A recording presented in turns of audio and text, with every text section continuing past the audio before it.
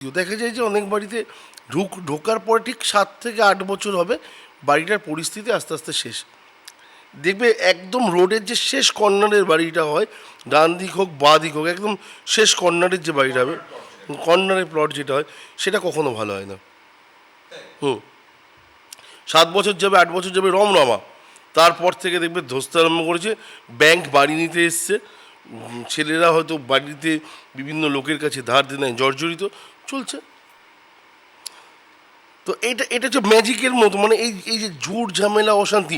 কারোর বাড়িতে যদি ঈশান কোণ, মানে আমরা যেটা বলি নর্থ ইস্ট কর্নারে যদি পায়খানা বাথরুম থাকে, তুমি দেখবে সেই বাড়ির লোকটা কোনো, মানে কী বলো, কঠিন রোগে তার মৃত্যু হচ্ছে।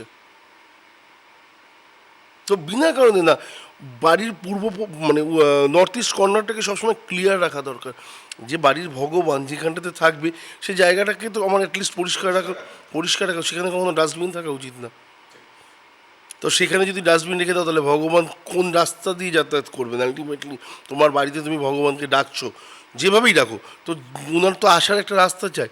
তো তুমি যদি ওই নর্থ ইস্ট উনার যাতায়াতের রাস্তাটাকে ডিস্টার্ব করে রাখো, তোমার ভালো হওয়ার জায়গা নেই।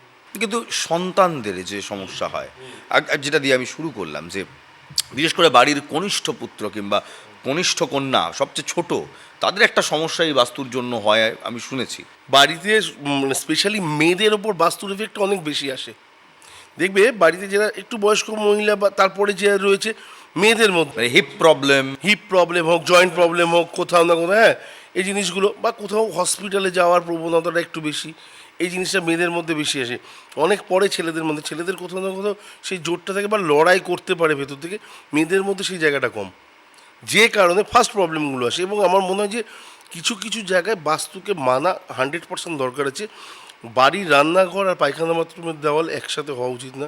রান্নাঘরের দেওয়ালের সাথে কোনো কারণে ঠাকুর ঘরের দেওয়াল একসাথে হওয়া উচিত না, বা পায়খানা বাথরুমের দেওয়ালের সাথে ঠাকুর ঘরটা একসাথে। ঠাকুর ঘর মানে একদম আলাদা, আলাদা থাকবে, সেপারেট থাকবে। সেপারেট থাকবে, ওটা আলাদাই থাকুক। এই যে আমাদের পুরোনো দিনের বাড়িতে আমরা দেখতাম আমাদের ছাদের চিলেকোঠা ঘরটাকে আলাদা করে ঠাকুর ঘরই করা হতো, কারণ ওটা একেবারে আলাদা, ওর সঙ্গে কিছু নেই, একদম আলাদা। কোনো অসুঝালা মানুষ আসলে ওই অবধি পৌঁছাবে না, নিচে নেমন্তন্ন করে চলে যাবে বসার ঘরে। আচ্ছা ধরো কোনো মেয়ের একটু ডিস্টার্ব আছে, সেই সময় সে আসলো, সে ওই অবধি যাবে না, সে ওই ঘর থেকেই বেরিয়ে যাবে। তো প্রতিটা জায়গাতেই আমাদের ওই জায়গাটাকে ভগবানকে সেফ রাখা হতো, ভগবান আমাদের সেফ রাখতো। আজকের ডেটে ব্যাপারটা অনেক বেশি খোলামেলা হয়ে গেছে, আমাদের প্রবলেম লাইফে, নিত্যকার লাইফের প্রবলেম অনেক বেশি।